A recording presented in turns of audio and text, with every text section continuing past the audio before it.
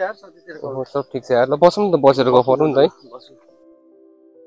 साथीतिर खबर यार ठिक छ यार तिम्रो के छ यार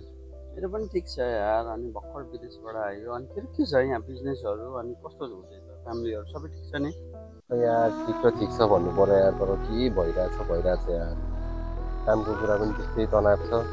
कामबाट नि अब निकाल्दैछ घरमा पनि अब त्यही घरबाट कामकोबाट पैसा आउँछ भनेर आश गरेर बसेको हुन्छ आफ्नो हालत यही छ काम छैन धेरै गाह्रो छ चिन्ता नगर यार तिमी यार सुत्दै सक्छौ भने यसो हेल्प गर न त यार साथी यार तपाईँलाई के कति चाहिएको भन न त यार त साथीहरूले ओइ ओइ हेर न उता गर न त तिमी त सक्छौ नि त यार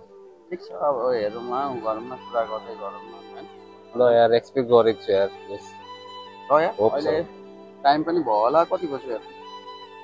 6 बजी छैन यार घर जानुपर्ने अरू त फ्यामिली सबैले वेट गर्दा ल पछि म तल पुगिहाल्छु लागौँ नि त अब है ल लागौँ सी यु है त